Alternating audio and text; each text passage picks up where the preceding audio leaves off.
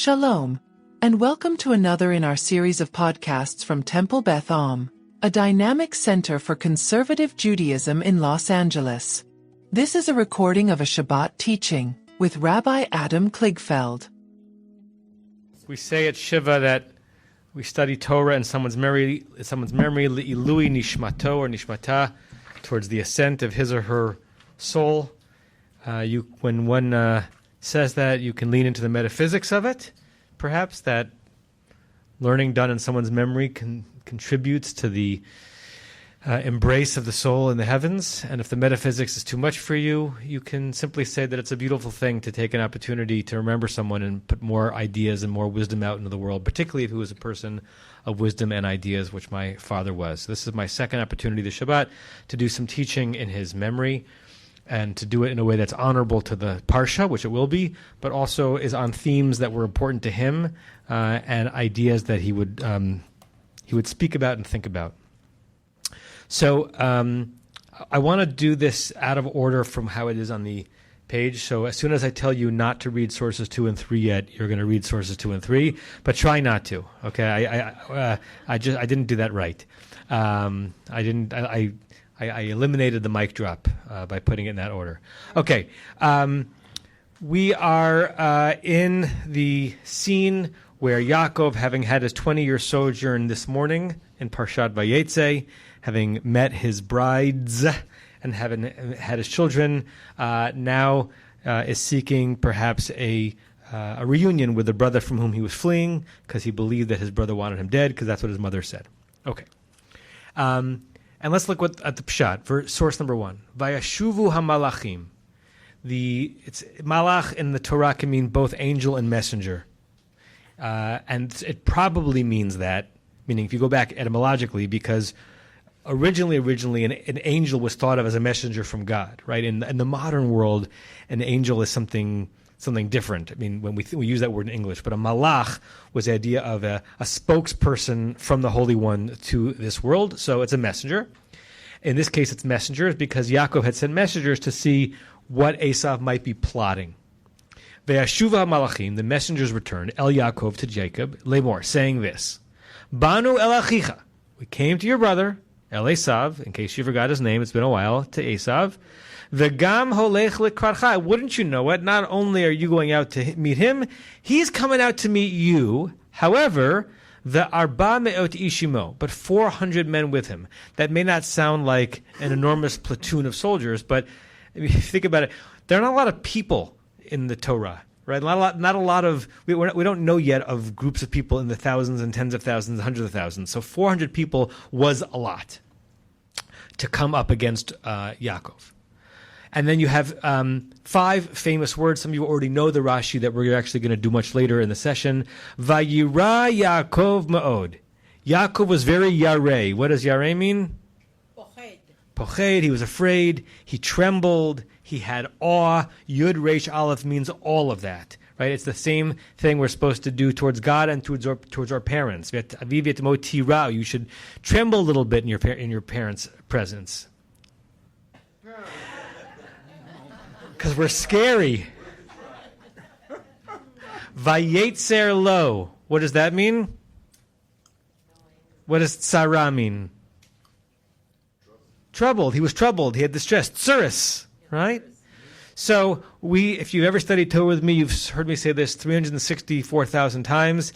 We permit ourselves to speak in redundancies and to write with intensifiers, but we assume the Torah doesn't double something up for no reason, right? So this could just be a way of saying, using 2 different verbs to describe his emotional state. He was afraid and he was troubled, right? Even though to be afraid and to be troubled could really mean the same thing. So every single commentator who comments on the Torah is going to say something about why you have those 2 verbs, why it wasn't enough to say vayira, or why it would not have been enough to say vayetzer. What does it mean to say that he was afraid? Very much, and he was also troubled. Whatever the reasons are, what he does with it is vayachatz. He's split in half, like chatzi. Et ha'am asher ito, his clan who was with him. V'et hatzon, and the sheep. V'et ha'bakar, and the cattle. V'hagmalim, and the camels, cattle and camels. L'shnei ha'machanot, into 2 camps. Why does he split them into 2 camps? Why would you split What would be the reason for splitting your group into two camps if you were afraid? Save half, right? Anyone grew up in a family where the parents didn't take the same elevator, right? Same planes. Or same planes, right? Because God forbid, if the elevator gets stuck, the other one should be able to save them, and God forbid the plane goes down, it shouldn't be everyone in the family right? So there's some kind of nervousness, and so he splits them into two. It could be a military stratagem, so he can outflank Esau, or more likely he's just trying to ensure that he's not entirely annihilated all at once. Okay, skip to source 4. Bechor Shor is later than Rashi, but very, very early French medieval commentator. Yosef Bechor Shor. And on the phrase, Vayira Yaakov ma'od vayetzer lo, that phrase that we said was doubling, that he was very afraid and he was distressed. Why? Ki lo yada ma lasot. He had no idea what to do. She'im haya yodea shekavanato l'ra'ah. If he knew with certainty that Esau was coming at him for evil purposes, wouldn't it be wouldn't it be better to know in any kind of engagement if the person coming towards you is friend or foe, right? I hate to get overly, modern politic about this, but wouldn't it be easier if you're defending a border or you are trying to distinguish between civilians and military personnel if the person coming towards you, even in an ambulance, right, is coming towards you for ra'ah or tova? If he had known with certainty that the intention of these 400 men was for Ra'ah to do him harm, hayam avakesh latzmo tzad hatzalah. He would have sought out for himself tzad hatzalah, the pathway towards saving. He would have done whatever he could to protect himself. O livroach, or if he couldn't protect himself by standing still, he would have fled. O lalechet, or to go la'areh mivtzar mipanav, to go to one of the fortified cities near him. It was translated here. I was translating it quickly on an airplane. City of refuge. It's not city of refuge. Fortified cities, right? A place, a garrison where he might be safer. But now, maybe there's a chance. Maybe Esau doesn't hate me anymore. Maybe he's coming lichvodo, to my honor.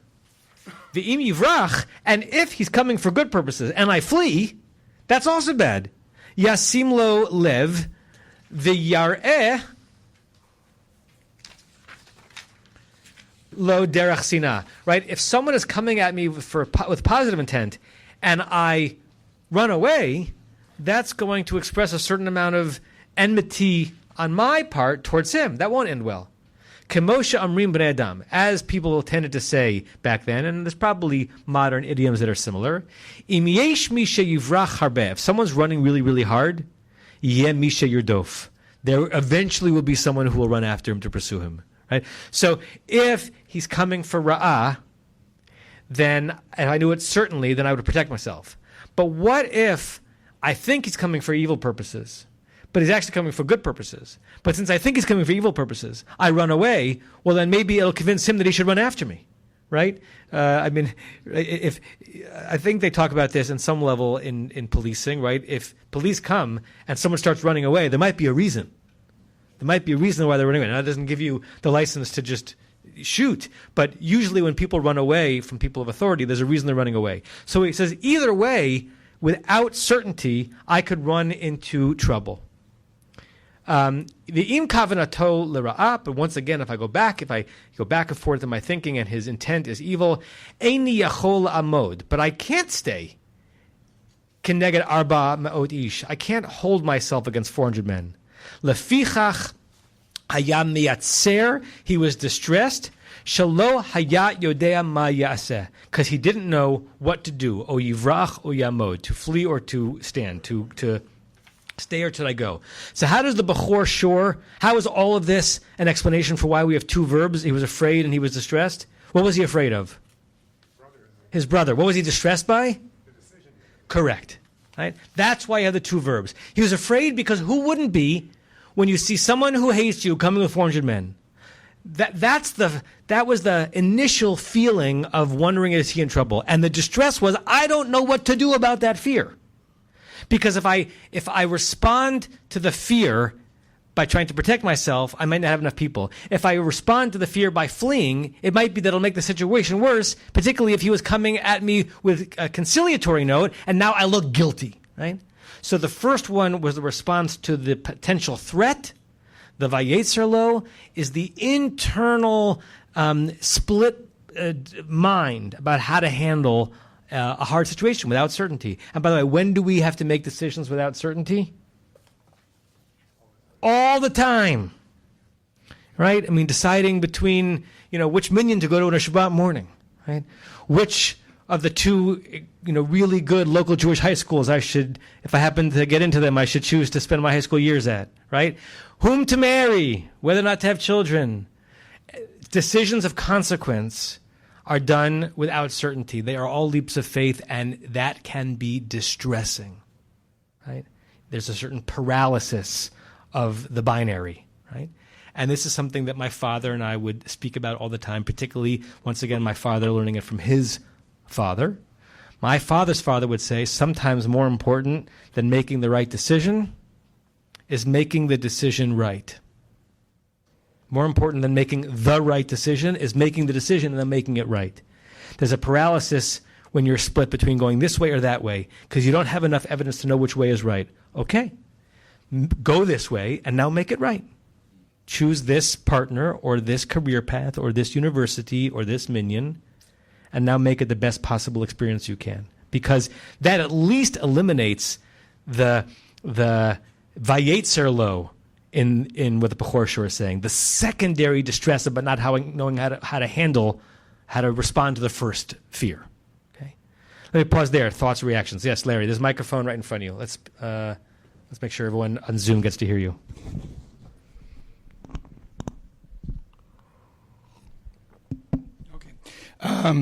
First of all, in every Law and Order, someone runs, and there's a character in Law and Order who says they always run, and they shouldn't. This is not the direction you're going, I don't think, unless you're going to double back. Have you ever seen a tornado? Not in person. To see, I saw one in black and white with dark. to see a tornado is yirah. You are in awe. It is amazing to watch it. And then depending how close you are, then there's yitzer. Wow.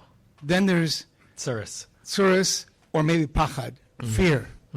So maybe what Yaakov, when he heard about 400 men, even though he didn't see them, maybe in his mind's eye, he saw them. Wow, that's amazing. My brother has this many men coming with him. Uh-oh, should I be afraid? Nice. And that's when you... Wow, oi. Yeah, wow, oi. Great. Anyone else responding to the verbs or to the Bechor Shur's treatment of it before we look at the Malbim? Okay, excuse me, the Malbim, 19th century Ukrainian sage, responding to the same doubling in the verse on Vayira, Yaakov Ma'od, and then the Vayetzer lo. Takes a totally different track. Hine, behold, let's think about this, he says. Habotech Bashem, someone who has true bitachon in God. Now, we who don't live Hasidic and very Orthodox lifestyles, we might know the word bitachon, and we might know how to translate it into a sense of assuredness with God's presence in our lives. But most of us don't really understand the way a unapologetically ultra-Orthodox Jew understands the relationship of and the concept of bitachon. To have full trust, not mostly a belief in God, but full trust that your relationship with God is secure and will protect you from hard things, right?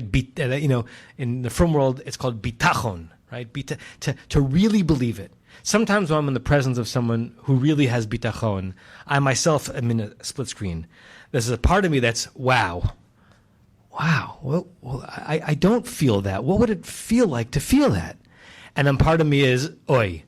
There's a reason why I don't feel that, because I don't know it to be the case, right? And I can't conjure bitachon. But some people really, really have it. So that's the way he's using the word botech, not just the vocabulary word to have security in, but to really believe that you are in God's hands. If you have such trust, ein lo lira, what do you have to be afraid of? Does anyone know what the Mem Bet Vav stands for?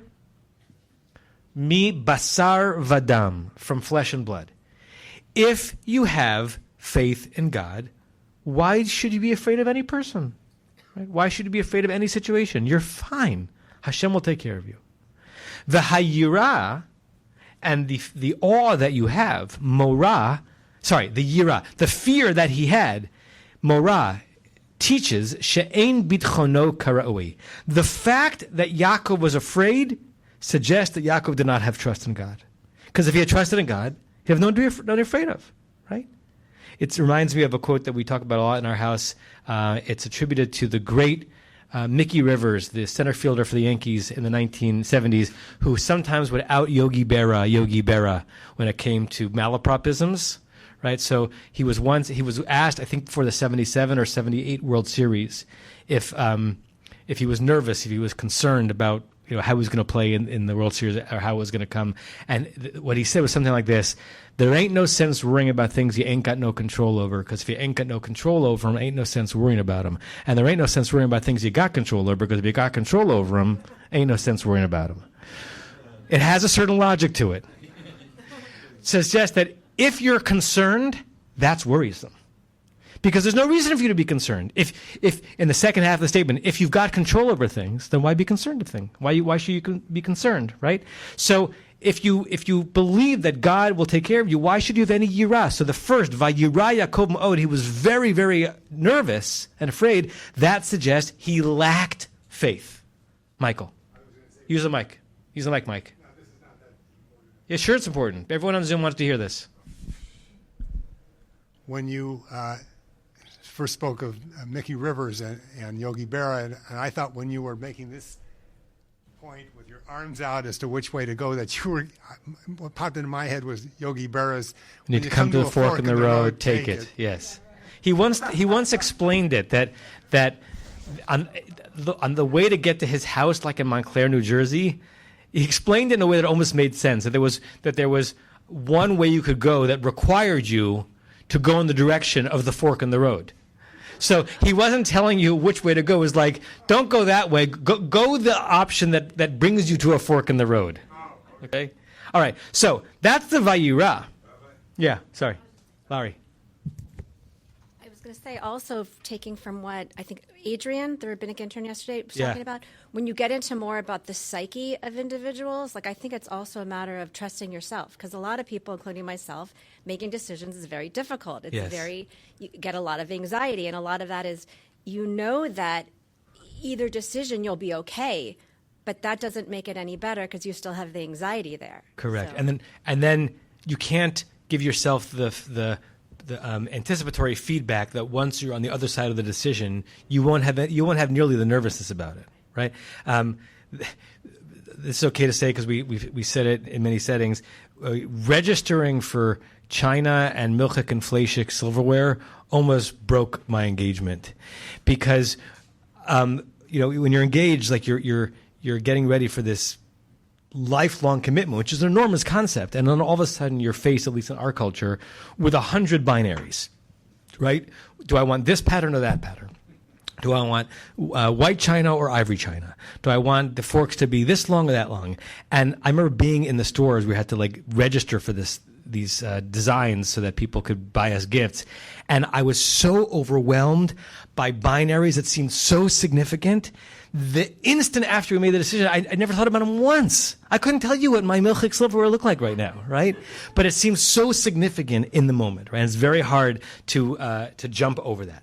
Okay, so Malbim says the first Vayirah suggests that there was something wrong with his faith. Kemoshe Katab, as it says in the book of Isaiah, Mi'at v'tir'i me'enosh yamut. Who are you, human, God would say, that you're afraid of an enosh, of a human being, yamut, who's going to die? V'tishkach Adonai osecha. And you forsake the God who made you? If you remember the God who made you, why should you ever have fear from a human being? That's the verse from Isaiah. Befrat Yaakov hayalo haftacha me'Hashem v'lo hayalo yirah. And that's the case for any person. But Yaakov was told explicitly, before he goes on this mission, he has an exposure to God where God says, do not be afraid, I'm with you. And a few verses later, he's afraid, right? It's almost like the golden calf, right? The Israelites forgot so quickly the God who took them out of Egypt, and they're already desiring other gods. They forgot it so quickly. So Yaakov, the Malbim is imagining God saying to Yaakov, I just told you don't have to be afraid. And your first response to seeing Esau with the 400 men is that you're afraid? What are you afraid of? I've got you. Okay?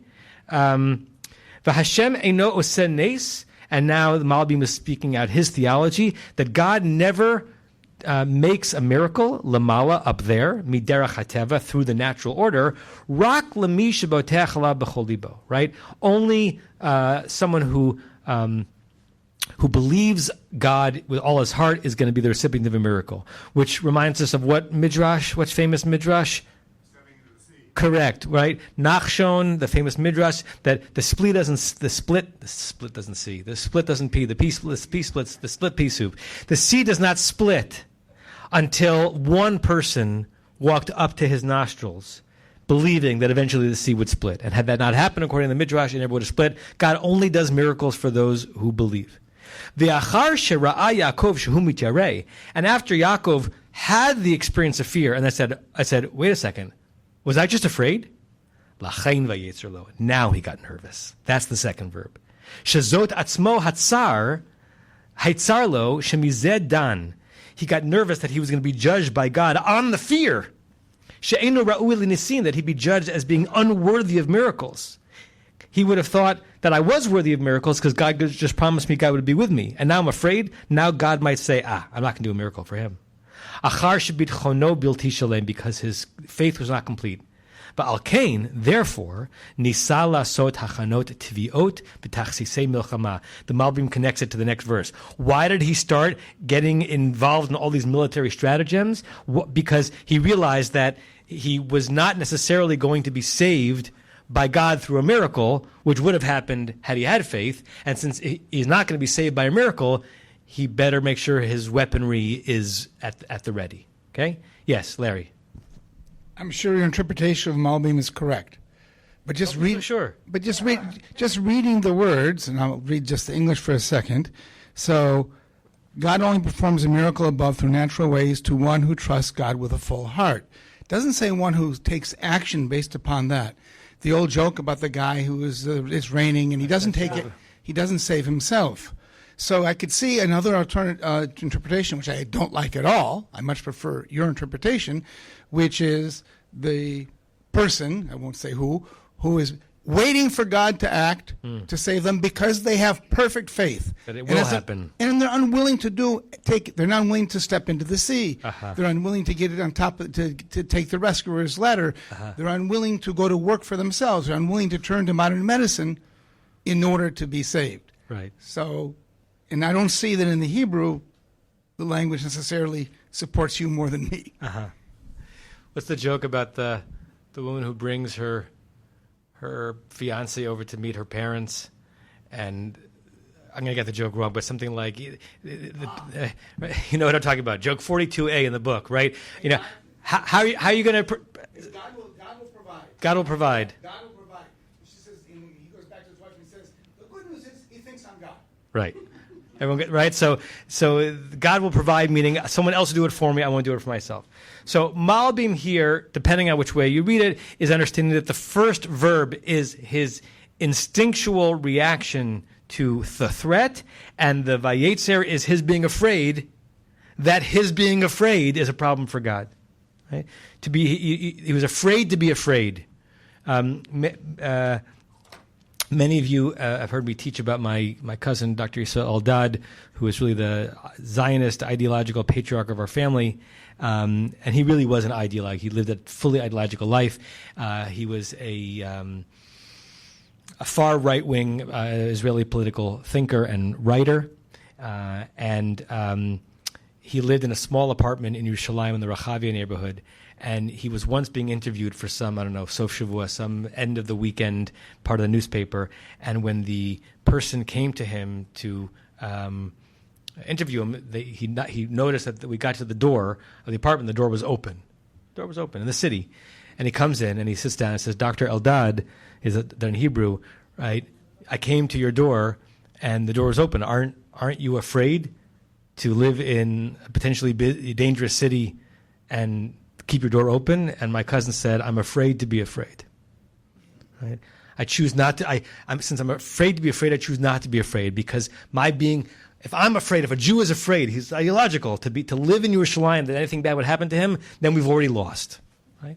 It's a version of this. He realized that it was a bad thing potentially in his relationship with God to have any moments of fear. Okay, now go back to Rashi, right? And third entirely different take on the duplication of the verbs. And this is a very famous Rashi, and this allowed me to teach both in the morning and the evening a famous Rashi where he says you can understand it this way or you can understand it that way. This morning was about the kiss, and now he's understanding it in the relationship between the Vayira Vayetzer. Vayira, what was he afraid of? Vayira Shema Yehareg. The initial instinct a human being has when there is a threat arrayed against him or her is to be afraid that they'll be killed, they'll be hurt. Someone lifts a knife against you.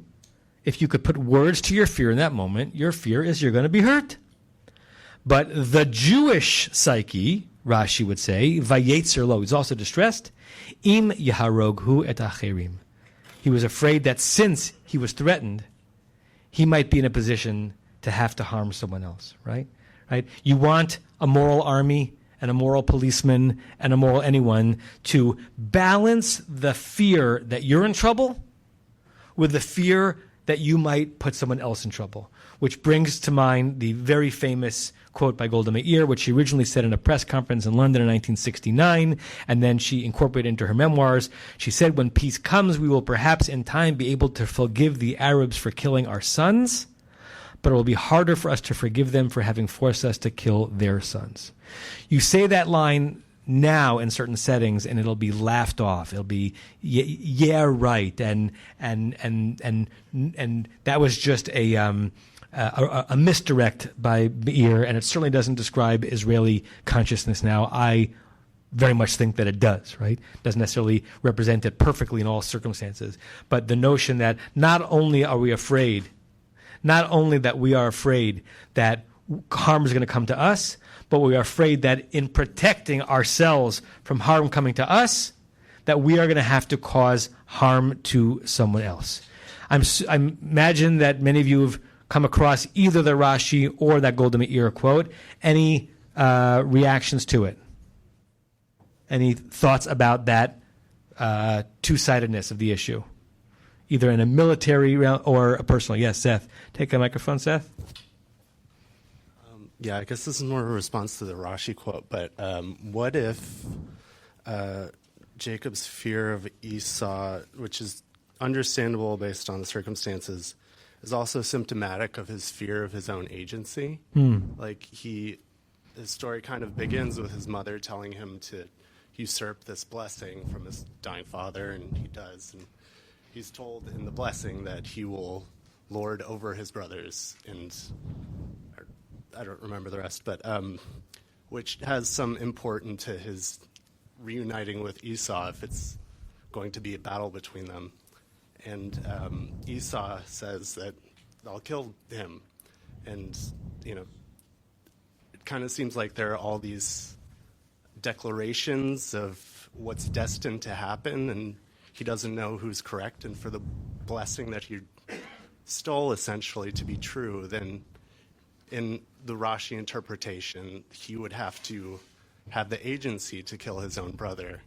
And that's kind of a terrifying thought. But also, are you using the word agency here, Seth, to mean like the capacity, like the ability to, like that the will to, yeah. And also his brother saying that I'll kill him, kind of, if he sees him kind of one-dimensionally, then he said it, he's going to try to do it, but because he's like a simple man of the, jungle, the forest, hunter, and that's what he knows, so he's kind of maybe just stereotyping his own brother in that sense. And, yeah. Interesting, right? So maybe the second half of Rashi is not just his fear on the ethical level that he might have to cause harm to others, but his fear in realizing that he's capable of it, right? He has a rage, right? I've never been a soldier. Has anyone in the room been a soldier in battle? Right? I've never gone anywhere near combat. Right? And I can't really imagine what a good person, a moral person, a religious person, ethical person experiences when in combat, realizing that their life's actually in danger, and that in order to mitigate the danger, they may have to put someone else's life in danger. And maybe what you're saying is, and they're capable of it, and they're going to do it. They will pull the trigger. They have to pull the trigger. That is terrifying, right? I remember, 1 second, Rebecca. I'm not in any way making a comparison between warfare and adolescence, except I've shared before many times that my late elementary school, early middle school years were subjected to a lot of terrible bullying. And in the moment, it felt like hell on earth, and it was never going to end. And I remember moments, particularly at camp, when I was being tortured by jerky boys, like feeling the rage welling up inside of me, thinking that if I could get away with it, I would punch them hard in the face. They deserve it. And I have to protect myself. And at the moment, I wasn't feeling any kind of 11-year-old ethical qualms about giving the person what they deserved. But I was frightened by my own recognition that I could do it. I can actually still picture the daydream in my head about what it was I was going to do to Paul Weinstein. I'm not saying that was his actual name, but his name rhymes with Gall Meinstein. Could be anyone. Rebecca, let's take the microphone. When Seth used the word agency, it made me think not so much about the Rashi, but that it could be that the difference between Vayera and Vayetzer here is really that Vayera is he's scared, right? And then Vayetzer is sort of, he's being put into a narrow space. Mitzar, nice. Right, and he's being forced into action. And he does, and then he steps up and he does something. At least he protects his group. But that's sort of the difference between just being scared and waiting for something to happen. Cornered into or there. being sort of pushed out of the toothpaste. Nice, Rebecca. Very nice, right? The notion of that root tzara, tzin, tzadi resh, meaning distress, also means narrow. Kol haolam kulo, gesher, tsar, me'od. To this day in modern Hebrew, a strait, in a geographic term, strait is a meitzar. And of course, Mitzrayim, Egypt, comes from the word meaning narrow straits. Yeah. Okay. Go to source 6 because we're almost out of time. I am not a scholar of Freud whatsoever.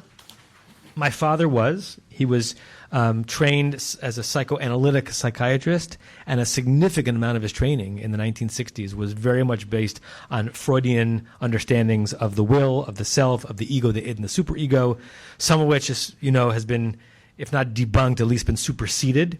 But I thought it would be appropriate on my father's yahrzeit to bring a Freudian read on this notion of what a human being has inclinations for, what a human being is capable of, and to maybe just embrace and not be afraid of the fact that we do have inclinations for taking care of and aggression. Translation problem. This is not my translation. I don't know German, so I'm trusting that this translation is accurate. And even in the translation, it's probably Heschelian in the sense that I have no illusions that by reading through a Freud quote once or twice, you're going to get it. But we'll get the embers of it. Okay. Let's see. Larry, do you want to read the Freud piece? You want to take the microphone? And all that follows. In all that follows, I adopt the standpoint, therefore, that the inclination to aggression is an original, self-subsisting, instinctual disposition in man, and I return to my view that it constitutes the greatest impediment to civilization. Pause. That's a very important sentence in assessing the condition of the human being. Our inclination to aggression, to protect ourselves by doing harm to others, is anthropologically old. It is deep inside our DNA. It is instinct. It's real. It's ubiquitous. Everyone has it. And it's the very thing that makes civilization hard to uphold. Right? Keep going. At one point in the course of this inquiry, I was led to the idea that civilization was a special process which mankind undergoes. Which curbs our instinct for aggression. Ergo, to civilize. Correct. And I am still under the influence of that idea. I may now add that civilization is a process in the service of Eros, whose purpose is to combine single human individuals, and after that, families, then races, peoples, and nations, into one great unity, the unity of mankind. Right, so he doesn't think of Eros as simply the romantic urge, right? But the part of the human condition that is towards comity, towards tenderness, towards linkage, towards defeating the aggressive urge inside of us, right? Towards parachuting into that moment in Yaakov and saying, Yaakov, right? I know that you're afraid. I know that you'll do anything you can to protect yourself. What can you do in this situation, Yaakov, to let Eros dominate, to give the possibility of reunion to materialize? Keep going. Why this has to happen, we do not know. The work of Eros is precisely this. These collections of men are to be libidinally bound to one another. We normally use the word libido to think purely of romantic entanglements or romantic desire. He's using it, and he's really the one who popularized the notion of talking about libido to be something much grander than that. It's the tether, the glue, the stickiness that keeps a population that is instinctually wired to kill everyone who's not you, and actually rather to draw them together into some kind of civilization. Necessity alone, the advantages of work in common, will not hold them together. Because eventually the advantage of work in common will turn to jealousy or rage or threat, and it'll be dog eats dog. Okay? But man's natural aggressive instinct, the hostility of each against all and of all against each, opposes this program of civilization. You think? This aggressive instinct is the derivative and the main representative of the death instinct, which we have found alongside Eros, and which shares world dominion with it. Pause. I'm not 100% sure I understand what he means by this. I think when he uses the death instinct, he means that singly human awareness of death as looming, of death as certain, and therefore of there being certain situations where it's either your death or the other one's death. And if it's your death or the other one's death, you choose the other ones. The Talmud says that explicitly. If someone comes to kill you, you kill them first, right? Self-defense is an incredibly powerful instinct. It's an instinct in the animal world who's not really aware of death, and it's still the case. We're aware of death. How much more so is that urge going to be singular and loud? And on the one hand, you have the death instinct, and on the one hand, you have Eros, right? It's almost like pitting the notion that life will end against the notion of, but we're alive right now. And if we're alive right now, can Eros possibly push us, illuminate us, enlighten us, dominate us, right? Interesting to use the word Eros with the verb dominate. Finish it up. And now I think the meaning of the evolution of civilization is no longer obscure to us. It must present the struggle between Eros and death, between the instinct of life and the instinct of destruction, as it works itself out in the human species. This struggle is what all life essentially consists of, and the evolution of civilization may therefore be simply described as the struggle for life of the human species. And it is this battle of the giants that our nursemaids tried to appease us with their lullaby about heaven. Right. Freud thought all of the theological wonderings about there being a Godhead who promises us a heaven beyond this world was just a human psychological ploy to try to keep us in the moment, right?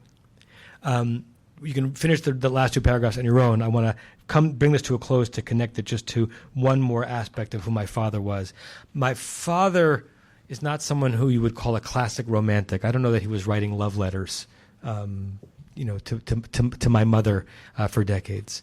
But he very much believed in love, and he very much, as I spoke with this morning, and very much believed in Eros, and very much believed in community, and very much believed in the community of communities. And in almost all parts of his life, he allowed Eros to dominate what we'd call the death instinct, right? He served in the United States military because he had to in the 1970s. He did not go into battle. He was a psychiatrist on an army base in Missouri during Vietnam. That spared him from going into war because he was needed more on the base than he was there to minister and to pastor to families whose husbands were off in war. It was there that he developed that love of flying that I mentioned before. And when it came to particularly Israel's engagement with its enemies, he was very much on the death instinct side of Freud, right?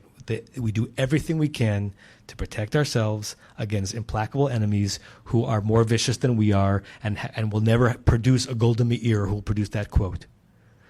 But in every other part of his life, in his relationship with his children, certainly with his grandchildren, in relationship with his colleagues, in relationship with his mentors and teachers that he was so indebted to, and in relationship with people even that he didn't know and probably shouldn't have trusted, right? He was trusting sometimes to the point of gullible and believing very much in the possibility for human beings to treat each other well and to get along and to live with Eros throughout. So I try to live that out in my life. I try to amplify that warm, sweet instinct with which he lived, and that I think was part of what animated his work as a psychiatrist. And it's hard to believe it's a year, and I miss him, and his memory be a great blessing. You've been listening to another in our series of podcasts from Temple Beth Am, a dynamic center for conservative Judaism in Los Angeles. If you enjoy these podcasts, we invite you to write a review on the Apple Podcast website or wherever you get your podcasts. For more information on Temple Beth Am, Los Angeles, please visit www.tbala.org.